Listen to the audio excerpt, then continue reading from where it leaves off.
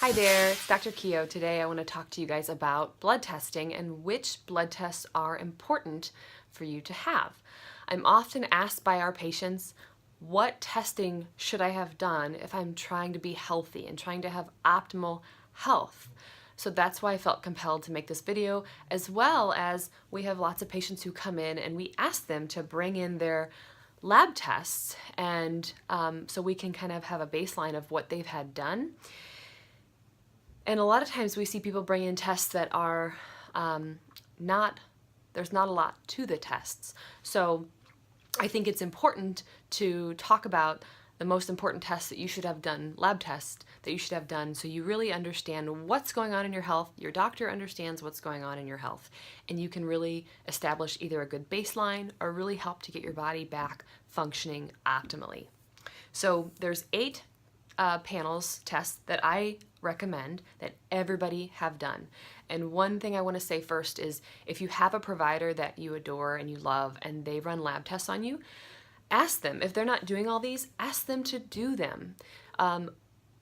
Sometimes they will, and it's no big deal. You just have to ask for them.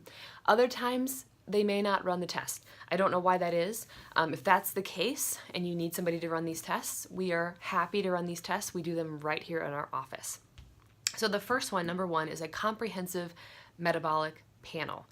So that's going to provide an overall look at the chemical balance and the chemical makeup of your body, as well as how your metabolism is functioning. Very important. The second one is a lipid panel. So the lipid panel is going to give you an overall picture of your cardiac risk, and also help determine if you need to make dietary changes, like so many of us do.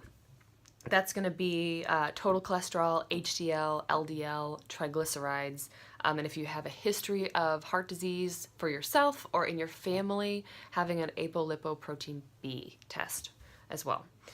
The third test is C-reactive protein, CRP. That is going to measure general inflammation in the body. So if the CRP is high, which it should never be high, but if it is high, you have to ask why. And that's going to be from a possible autoimmune disorder, a possible infection somewhere in the body, or the need for you to change your diet. So that's why CRP is really, really important to have run, and I don't see it being run enough in my opinion. The next one is the blood sugar profile.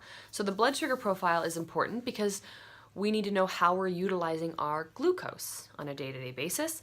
And so making sure that your blood sugar profile isn't only fasting glucose, because that's important, but you have to have, you really should have a hemoglobin A1C, which is going to measure your blood sugars over the course of a 90-day period. So that really tells us overall how your blood sugars are looking over a long period of time, as well as a fasting insulin.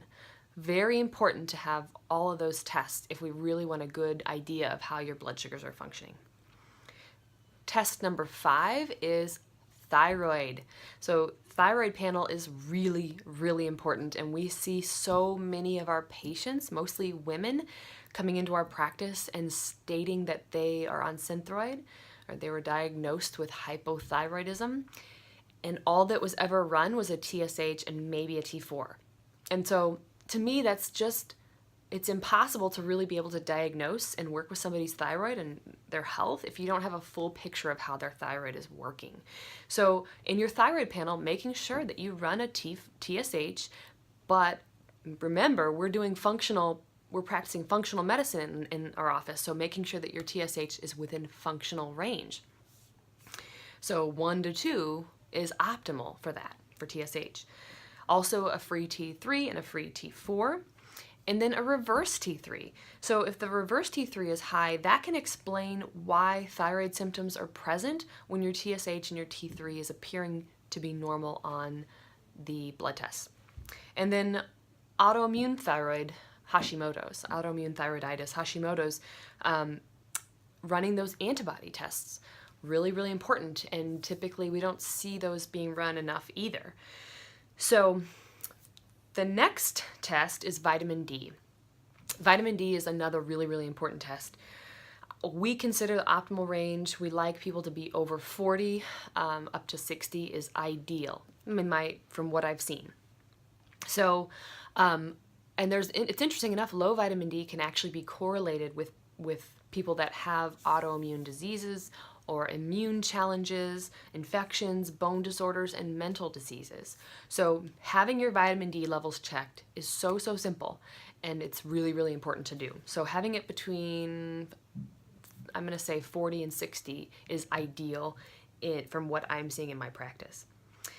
And then complete blood count, test number 7. Having a complete blood count is really important because that's going to help us identify things like iron and ferritin and transferritin and B12 activity. So really looking for anemias, B12 folate, iron, those types of things.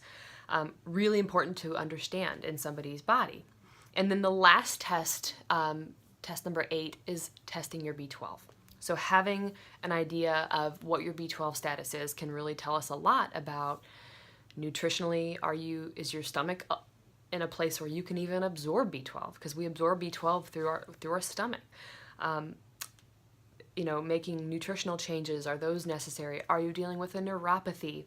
Or maybe you have detoxification and methylation issues, which could be related back to the genetic defect MTHFR. So those are the top 8 tests that I see in my practice that help us really understand what's going on with the patient on getting them a baseline, as well as helping them reach their optimum potential and helping them be as healthy as they can. So again, if you have a doctor, ask them to run these tests if they haven't run them. And if they're not going to run the test due to whatever reason, let us help you with that. We have a phlebotomist in our office that is here once a week, and she can run those lab tests right here in our practice. So hopefully this was helpful for you guys. If you have questions, don't hesitate to reach out to us, send us an email, Facebook message us, comment, and we hope to help you in your journey to getting healthier. Thank you so much. Have a great day.